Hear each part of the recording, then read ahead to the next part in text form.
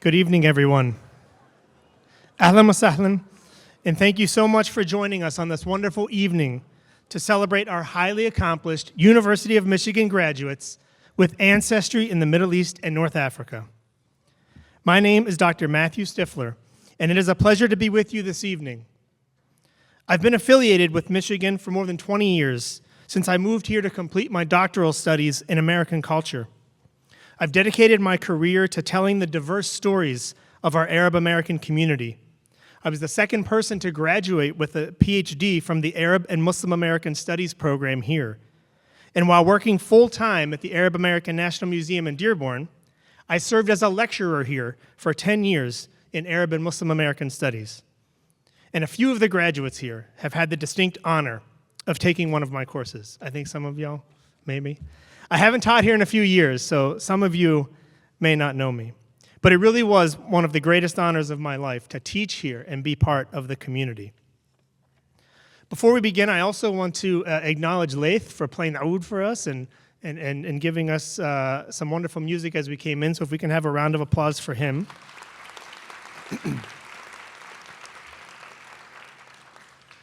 Before we begin this joyous ceremony, I would like to acknowledge that the University of Michigan was founded through the Treaty of Fort Meigs in 1817, when the Anishinaabe, the Three Fires Confederacy of the Ojibwe, Odawa, and Potawatomi, ceded portions of their land so that their children could be educated. Through these words of acknowledgement, their ancestral traditional and contemporary ties to this land and the founding of the university are renewed and affirmed.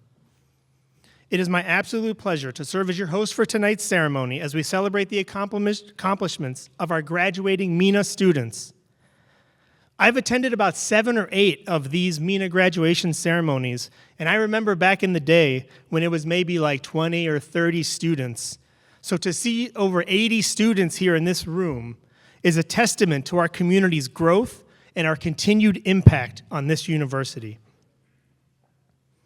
At this time, I would like to recognize our distinguished guests, faculty, staff, and members of our esteemed platform party, as well as all of those who have helped in the planning of this evening's graduation. I'm going to read the names of the platform party, who are distinguished faculty and administrators here at the university. We have Karim Sakala, Charlotte Karim Albrecht, Juan Cole, Nancy Khalil, Deanna Abu Ali, Deborah Willis, Marie Ting, Tabby Chavis, Leila Kawar, Saeed Hanushi, Catalina Concha Ormsby, Sharon Birch, Ed Traeger, and our student speaker, Ala El Awamle. Please give me a round of applause for our wonderful platform. Thank you, everybody, for taking time out of this busy week to be here and celebrate with us. At this time, I would like to invite the Vice Provost for Equity and Inclusion and Chief Diversity Officer, Dr. Tabby Chavis, to deliver our welcome remarks for the night. Dr. Tabby Chavis is the Vice Provost for Equity and Inclusion and Chief Diversity Officer at the University of Michigan, and also a Professor of Education and Professor of Psychology. A native of Aiken, South Carolina, Dr. Chavis attended the University of Virginia, where she received her bachelor's degree and went on to earn a PhD in community psychology. Following her graduate work, Dr. Chavis entered the University of Michigan as an assistant professor and moved up the ranks to professor. She has held leadership roles at the department, college, and central administration levels for almost 27 years. Most recently, she was Director of the National Center for Institutional Diversity and Associate Dean for Diversity, Equity, and Inclusion at the College of LS&A. Prior to that, Dr. Chavis served as an Associate Vice President for Research, Associate Dean for Academic Programs and Initiatives in the Rackham Graduate School, and Chair of the Combined Program in Education and Psychology. Across all of her roles, the values of diversity, equity, and inclusion have been central to her leadership approaches and practices infused throughout the initiatives, programs, and practices she helped to develop and implement. please help me to welcome Dr. Chavis to the platform.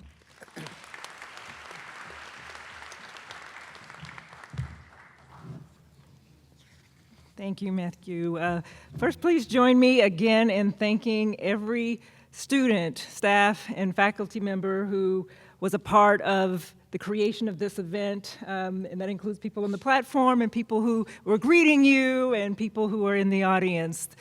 This doesn't happen without a team and without a collaborative effort, so join me in thanking them. And that includes being led, partnered and led by our Office of Academic and Multicultural Initiatives, who is a hub space to bring this community of students, faculty, and staff together.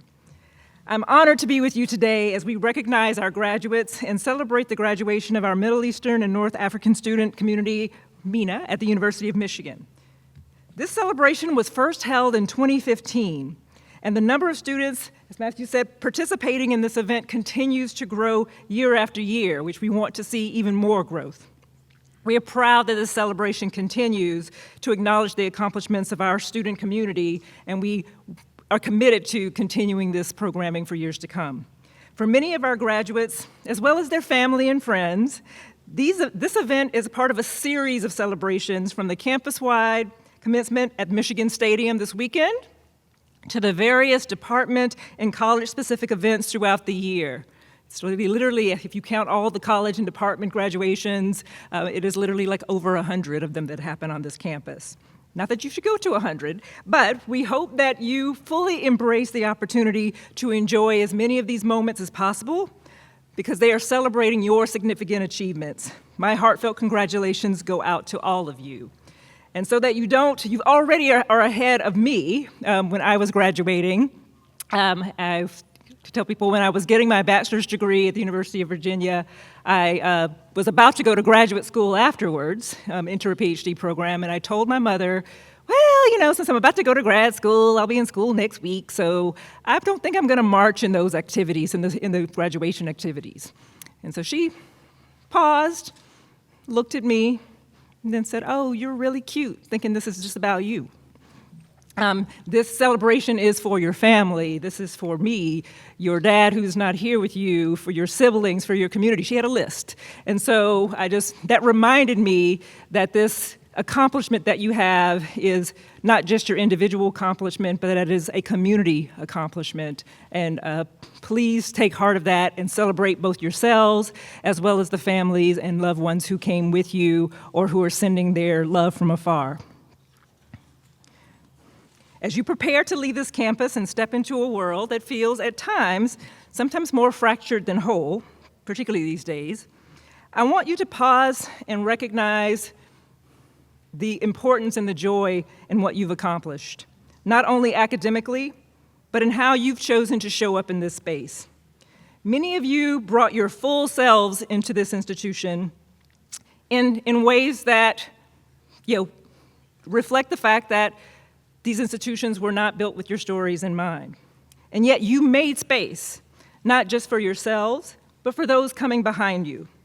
You took advantage of the numerous opportunities here to learn and grow academically, to grow professionally, to grow personally.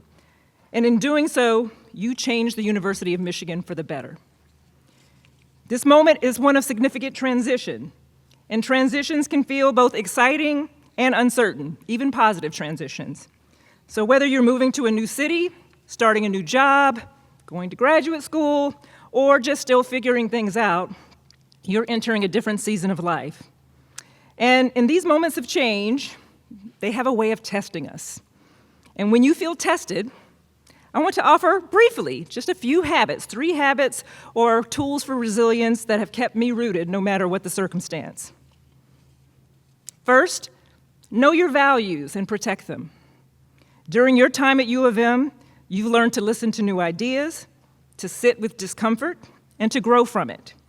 Carry that openness with you, but let your values anchor you.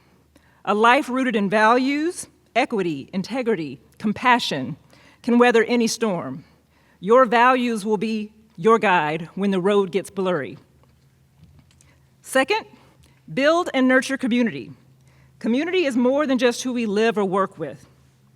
It's who we call when we're struggling, who we celebrate with, who holds us accountable to our best selves. The friendships and networks you formed, whether through classes, student organizations, residence halls, late-night study sessions, are part of that foundation. The bonds created by your community can be sources of resistance in a world that often seeks to isolate and divide us. And third, because I want to get to you all, take action. You might look around at the challenges facing our society: racial injustice, economic inequality, threats to truth and democracy, and feel like your voice is too small to take on these huge issues. But history tells us a different story. It is told through the courage of individuals who dared to speak up, who organized, who wrote, who researched, who showed up again and again using the talents and skills that they have. Whether you're heading into education, medicine, business, public service, the arts, and beyond, your field needs your voice. Please use it. Let me be clear, it's not simple. This work ahead of us is not easy.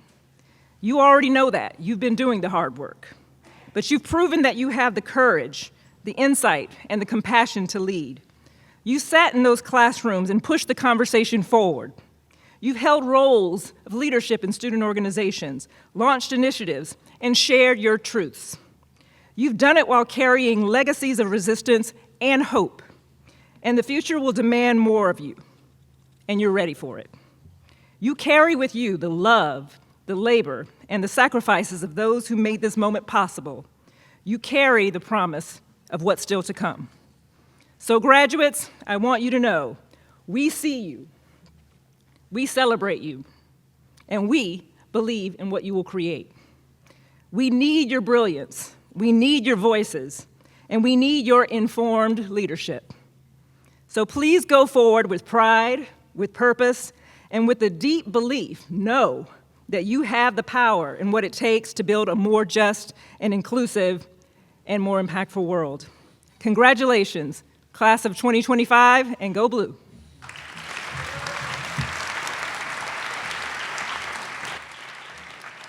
Thank you, Tabby, not only for your words, but for your commitment to diversity, equity, inclusion on this campus. And you spoke of the three things: the values, the community, and action. And I know that these students have that. I've seen it in my 15, 20 years here at the university. If you ever want to see values in action through community, you look to the MENA students. They're always in the lead. So thank you all for doing that for us. At this moment, I would like to welcome Sana Sharba, who will be delivering special acknowledgments on behalf of the 2025 MENA Celebration Planning Committee. Sana is an incredible student leader within our MENA community. She's a senior in the College of LS&A, pursuing a bachelor's in molecular, cellular, and developmental biology and French. Please join me in welcoming Sana to the podium.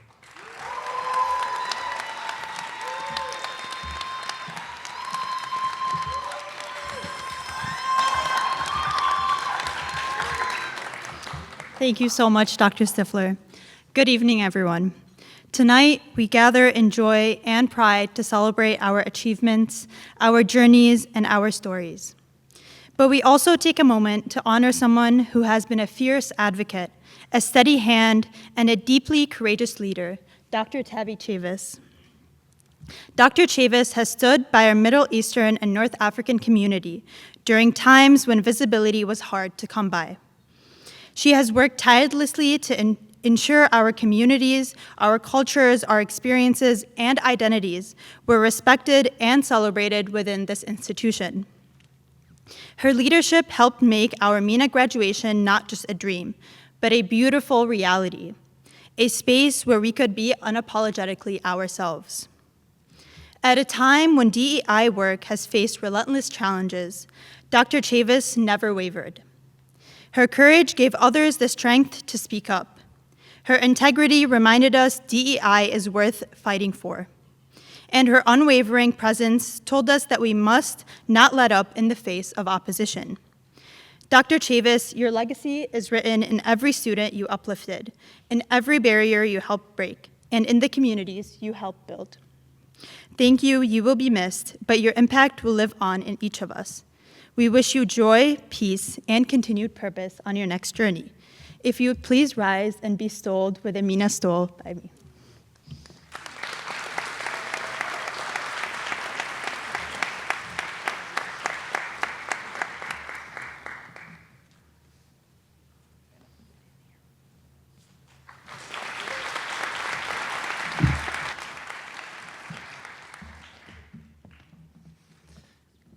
Thank you again, Tabby, and thank you, Senna. You think y'all are stressed about going to graduation? She had to plan her own graduation. I know she's been working hard for months with the team at OAMI. I've had many meetings with her, so really just amazing work, and you should be acknowledged. 100%, yeah. So before we get to our keynote, I'd love to take a moment to acknowledge and honor some of the people in this room. So can we get a loud round of applause for all of the students who are the first in their families to attend and graduate college? And feel free to stand up if you would like to be acknowledged. Can we get a loud round of applause for faculty, staff, and students who have helped put this ceremony on tonight? That's all of these people. And lastly, to our graduates, can we give the loudest round of applause to the parents, siblings, family, and friends and loved ones who have supported you throughout your journey here at the university?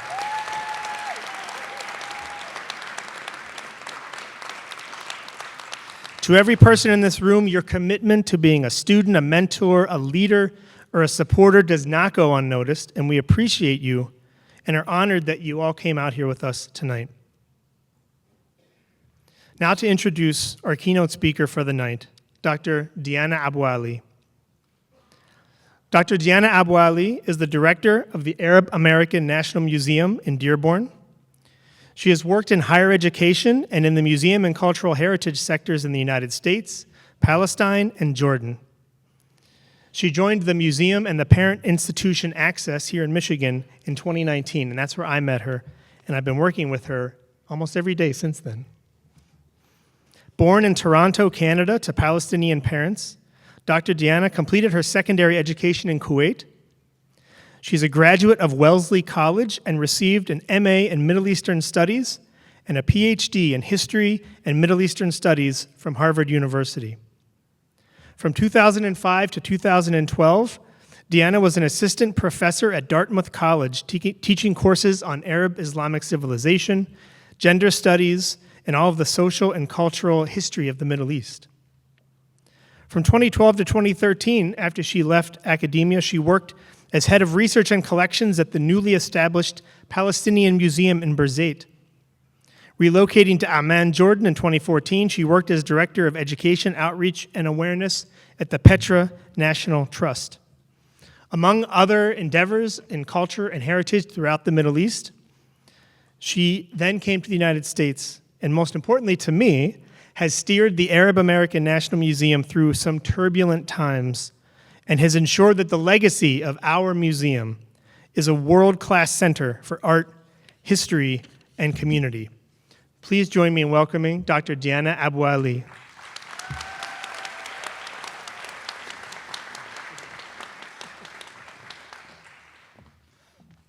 Thank you, Matt, for that very nice introduction. I didn't expect that from you. So. No, I'm joking. Matt's very nice. Good evening, esteemed faculty and staff, proud parents and family members, and of course, members of the University of Michigan class of 2025. Congratulations to you on this momentous occasion. Alf Mabruk. Alf Mabruk. It is such an honor to be standing before you today. I'm immensely grateful to you for inviting me to be a part of the Middle Eastern and North African student celebration.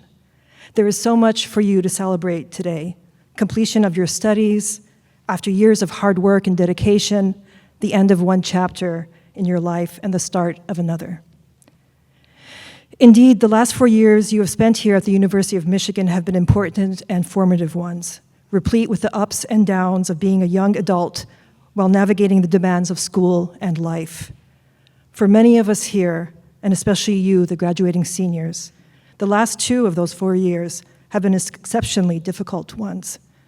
I want to commend you, the students of the University of Michigan, for how you responded and showed up. Despite the dark days of the last 2 years, you have demonstrated exceptional degrees of courage and moral conviction that many of us outside of the university community found inspirational and life-affirming. As a Palestinian, I salute you, all of you who stood up and spoke up for Palestinian rights, took part in the encampments, demanded the university's divestment from Israel, and an end to the genocide against the Palestinian people.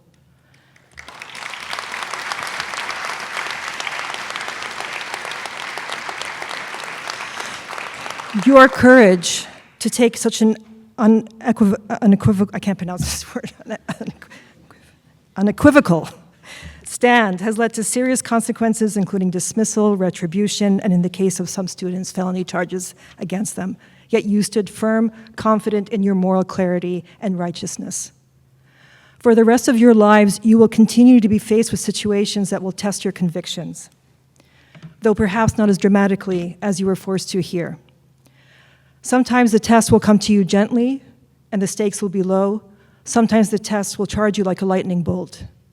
Regardless of how these dilemmas present themselves, these tests of your principles will surely come. Here is my advice to you, and this is one of 2 pieces of advice I want to give to you. Continue the journey of self-discovery that you pursued here at university. Continue to figure out who you are and what your truth is. It may be the work of a lifetime, but it is time well spent. Find your red line, pinpoint your North Star, set your moral compass to it, and let it guide you. But remember, a compass is a guide and not a mandate. Be flexible so you can grow into the person you are meant to be or want to be. When I was younger, I prided myself on not quitting anything I had started or committed myself to, even if the task seemed impossible. And I'm not talking about like finishing food on your plate or reading a book. I mean like serious stuff. Even if I didn't want to do it, I kept at it, even if it made me miserable, because I was raised to believe that I would regret not finishing. Failure was not an option, because if you worked hard, you would be able to finish what you started. I spent 8 years teaching at a university and in a profession that deep inside made me miserable. I won't go into the reasons for it, but I kept at it because I had to. Abandoning my chosen profession would mean that I would disappoint my colleagues who had believed in me and hired me, and my advisors who supported me. More importantly, I believe that leaving a tenure-track job at an Ivy League institution would disappoint my father, who, by the way, was dead at the time. And for a long time, the guilt of disappointing my dead father was more important than being happy. And yes, sometimes the duty of the Arab daughter towards her father transcends dimensions. And then I realized, well, I had failed at something. I could not make the life of an academic work for me, and that it was okay. No one died. And sometimes quitting a job, walking away from something, is also okay. Tweaking this guiding principle of mine gave me freedom to explore new things. The act allowed me to be honest with myself. It took me back home to Palestine and later Jordan, and led me to the wonderful and rewarding world of museums, which brought me here to you today. I'm still tenacious to some degree, but I am no longer afraid of failure or of quitting when needed, and I am a better person for it. Graduates, the world you are inheriting is not a good place right now. I was going to list some of the ills plaguing the world, and then I remembered I'm supposed to lift up your spirits and not dampen them, so I nixed that idea. But I will end by saying this, and this is the second piece of advice. Life will not always be easy, and you will see people suffer, sometimes greatly, and you yourselves may suffer directly or indirectly. Despite this, do not forget to experience joy, and do not feel guilty about feeling joy. I think we have a hard time feeling joy. You deserve to feel joy. We all do. In the words of the poet Mary Oliver, if you suddenly and unexpectedly feel joy, don't hesitate. Give in to it.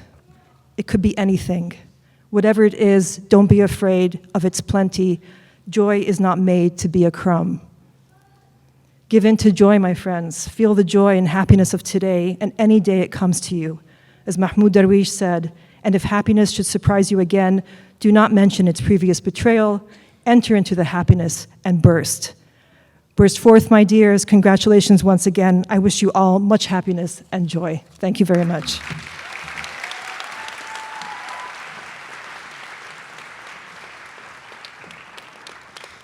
Thank you, Deanna, for reminding us that it's courageous to change course and walk away from things even when they seem so safe in pursuit of joy.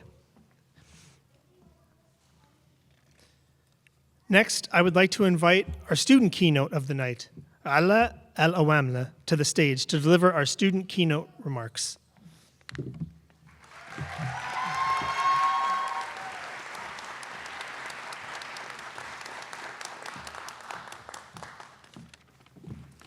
Thank you, Dr. Stifler, for that introduction. Salam, everyone. I'd like to thank you all for taking the time to join us here this evening. My name is Ala Al-Awamla, and I am a graduating senior at the School of Public Health. As we stand here in our caps and gowns sewn together by threads of milestones that have all led to this exact moment, I want to take a minute and acknowledge the support of those sitting just a few feet away, those across oceans and borders, and those who could not be here with us, but whose love has carried us to this exact moment. I'd also like to acknowledge the class of 2025 who could not graduate this year, not because of grades or because of missed deadlines, but because their schools have been reduced to rubble and their lives displaced. As we celebrate today, we hold space for them, a reminder that being here tonight is not just a milestone, but a privilege many are denied just distances away. We're graduating, but that isn't the only thing we share tonight. Most of us are children of immigrants or immigrants ourselves. We are all the continuation of stories that have began long before we were born. My story did not start in 2003. It started with my grandparents mourning the loss of their children at the hands of Israeli occupation forces while raising 5 others in resistance. With my father, fresh off a one-way ticket from Jordan at the age of 15, and with my mother, who raised 4 children and built a Middle Eastern household in Western America. We carry our homelands in our names, our dialects, our kitchens, mannerisms, and our traditions. And these pieces of identity live within us, but identity is not a fixed variable. It grows with us, especially when it's tested. And this past year, serving as co-president of the Arab Student Association, I've seen firsthand what that growth can look like. I've witnessed both the resilience and the vulnerability of my MENA identity on this campus, and it's from that perspective that I speak to you tonight. Serving as a leader in this community has been one of my proudest accomplishments, but it has also been one of the heaviest weights I've ever carried. There have been many days where I've woken up feeling conflicted about whether to be proud or to not be. Proud to have advocated for my community, but ashamed of doing so at an institution that politicizes our identities and our grief. Proud to have witnessed the growth of this once non-existent community, but burdened by the reality that I have not done enough, that there is always more to be done. That this institution that I've contributed to, the one that gets to call us students and receive accolades on behalf of our success, is complicit and active in genocide. And during these times, the university has responded to our grief not with protection, but with policies that have made us even more vulnerable. Over the past year, they've dismantled the Office of Diversity, Equity, and Inclusion, a lifeline for many MENA students on this campus. They've suspended the university's Students for Justice in Palestine chapter, the only student organization dedicated to Palestinian advocacy on this campus. They've issued campus bans, canceled our scholarships, defunded research that supports our communities, and have admitted to the dismissal of Islamophobia on this campus. They've removed beloved faculty, like the former director of UAMI, Rachel Dawson, a figure whose support for MENA students on this campus has been unwavering and whose absence we still feel deeply.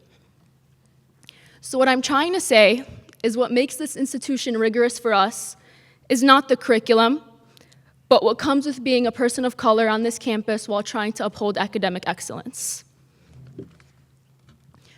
Being a leader in this community is one of the heaviest weights I've ever carried, but it is also one of my proudest accomplishments.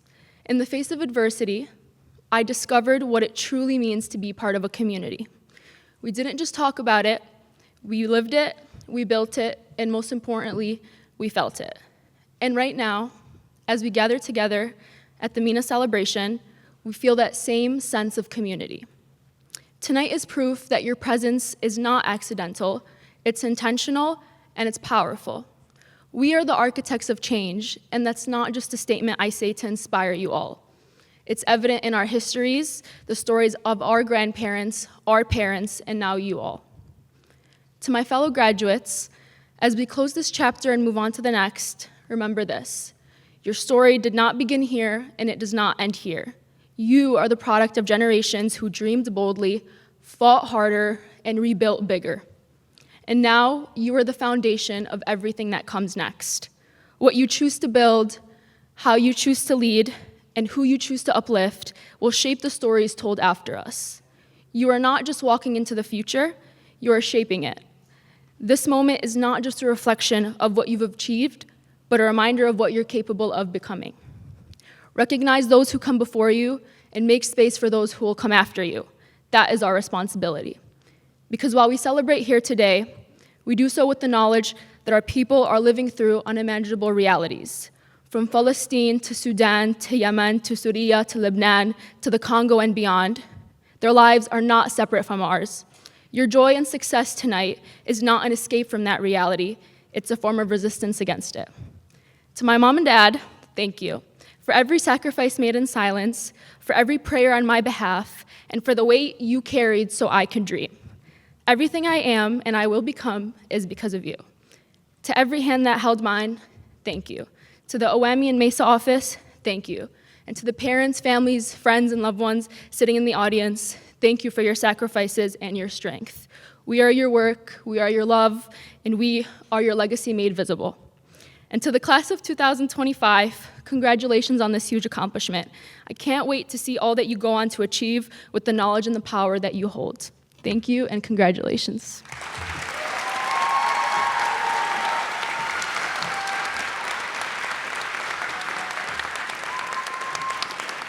Thank you, Allah.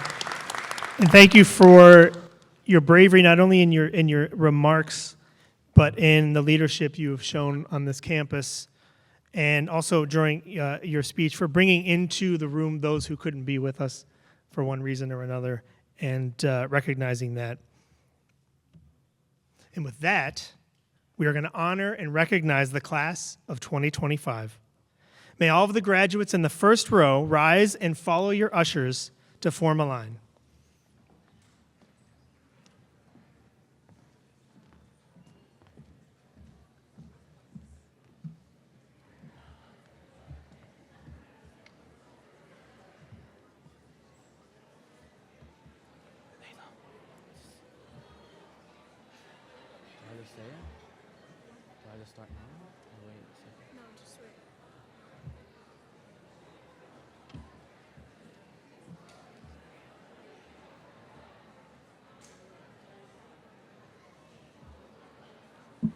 Hello, everyone.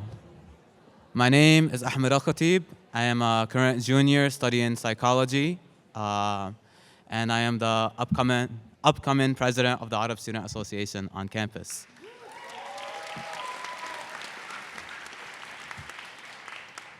Tonight, I have the honor of reading our graduating class's names.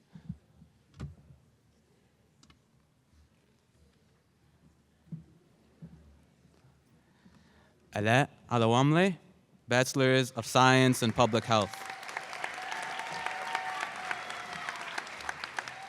Sana Sharba, Bachelor's in Molecular, Cellular, and Developmental Biology and French. Hadi Fayyad, Bachelor's in Biopsychology, Cognition, and Neuroscience. Nagam Al-Drubbi,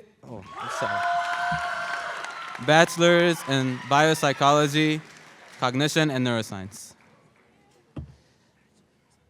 I got that. Iman Ali, Bachelor's in LSA and Stamps, Political Science, and Art and Design. Maryam Udde, Bachelor's in Ford School of Public Policy. Maryam Shafi, Bachelor's of College of Engineering. And Janine Alamuddin, Bachelor's in Civil Engineering. Ayat Tulbe, Bachelor's in Political Science. Rawan Al-Husseini, Bachelor's in Political Science and Honors Philosophy. Zainab Awada, College, Bachelor's in Biomedical Engineering and Computer Science Engineering. Hanan Muzib, Bachelor's in Biopsychology, Cognition, and Neuroscience. Malek Alayan, Bachelor's in Biology, Health, and Society. Alisa Wu, Bachelor's in Biology, Health, and Society. Nadine Al-Kurdi, Bachelor's in Secondary Education and Social Studies. Sukaina Jean, Bachelor's in Psychology, minor in Music. Gadir Arubey, Bachelor's in Political Science. Fadil Al-Husseini, Bachelor's in Linguistics and Middle East Studies. Luna Al-Qasim, Bachelor's in Communications and Media. Razan Kilawi, Bachelor's in Art and Design. Reem Kilawi, Bachelor's in Public Health. Sara Saidi, Bachelor's in Computer Science. Jude Mahdi Aziz, Bachelor's in Biology, Health, and Society. Dua Lifta Ali, Bachelor's in Biology, Health, Society, and Medical Anthropology. There we go. Ibrahim, Bachelor's of Biopsychology, Cognition, and Neuroscience. Grace Aboud, Bachelor's in Biology, Health, and Society. Delia Karimi, Bachelor's in Public Health. Malek Al-Shayib, Bachelor's in Biopsychology, Cognition, and Neuroscience. Riyan Jarudi, Bachelor's in Biomedical Engineering. Hannah Rababe, Bachelor's in Biology, Health, and Society. Sarah Hamoud, Bachelor's in Biology, Health, and Society. Jana Ali, Bachelor's in Biopsychology, Cognition, and Neuroscience. That's it. Yeah. Nadine Ajur, Bachelor's in Computer Science. Ruba Ajur, Bachelor's in Industrial Engineering. Noura Shaheen, Bachelor's in Business Administration. Salma Zarouche, Bachelor's in Business Administration. Dania Ali, Bachelor's in Movement Science. Taylor Berry, Bachelor's in Biopsychology, Cognition, and Neuroscience. Selena Bazi, Bachelor's in Business Administration. Nicholas Shaheen, Bachelor's in Political Science and Middle East Studies.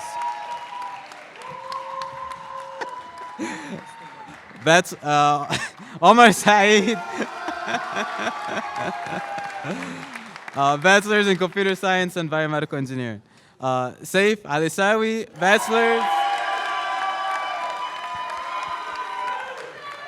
in biomedical engineering and computer science.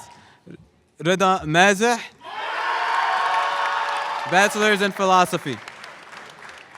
Ja'far Abdullah, bachelor's in computer science. Ali Atwi, bachelor's in biopsychology, cognition, and neuroscience. Ibrahim Kamhiya, bachelor's in biopsychology, cognition, and neuroscience.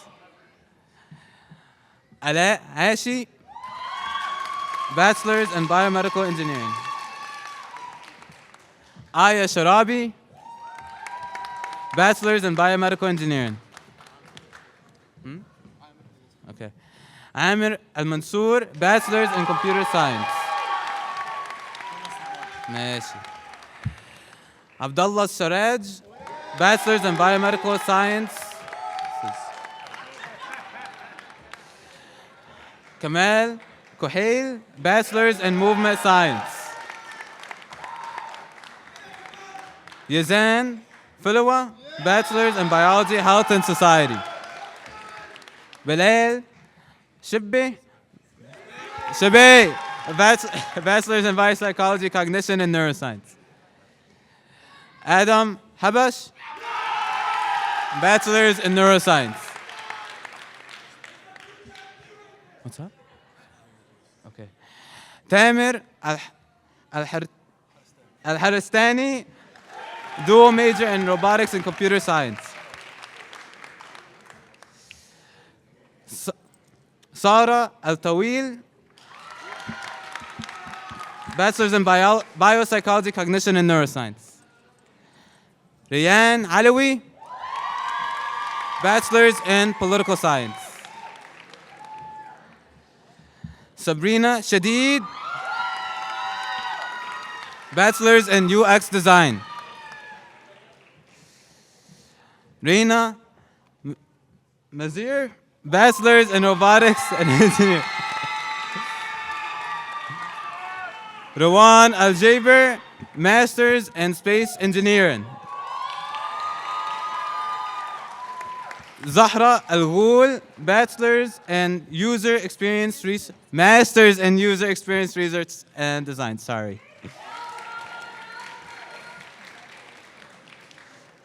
Anwar Al-Shawarif, bachelor's in master's in civil engineering. I'm so sorry, guys. I don't know. Abbas Ajami, master's in biomedical engineering.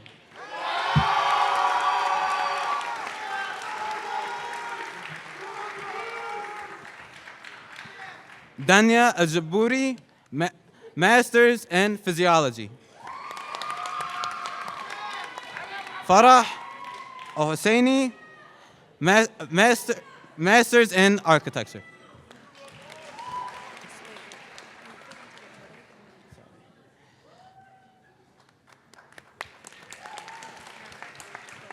Zahra Bazi, master's in robotics.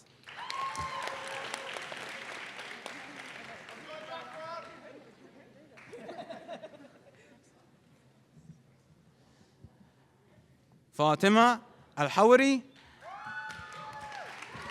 master's in transcultural studies. Safa Hijazi, bachelor's in English. No, should I say that first?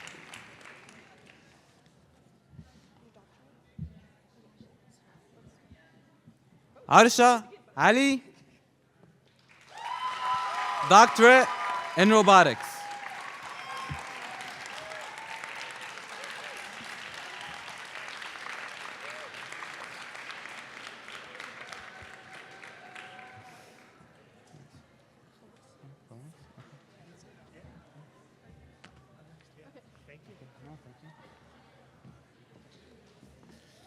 Thank you, Ahmed and Layla, for handing out the stoles.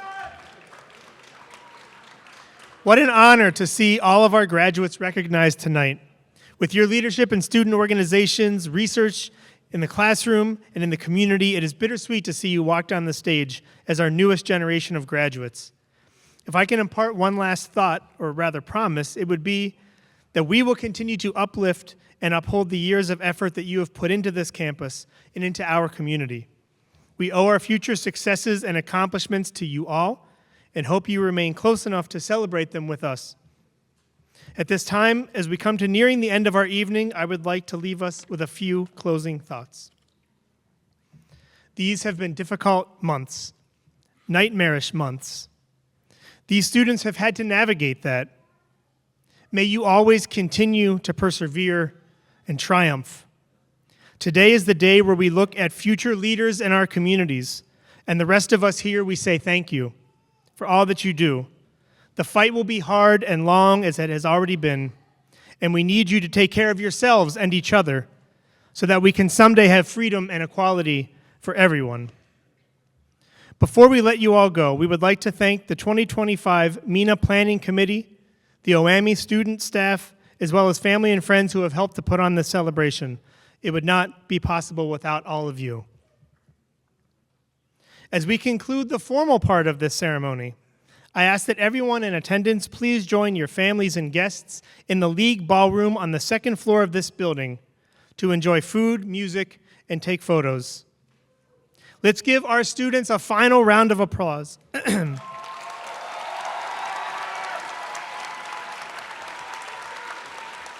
Elf Mabruk, congratulations to all of you. At this time, I ask that the platform party and students please rise.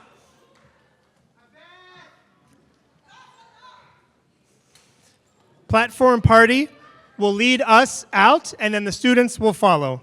Thank you, and we hope to see you at the reception.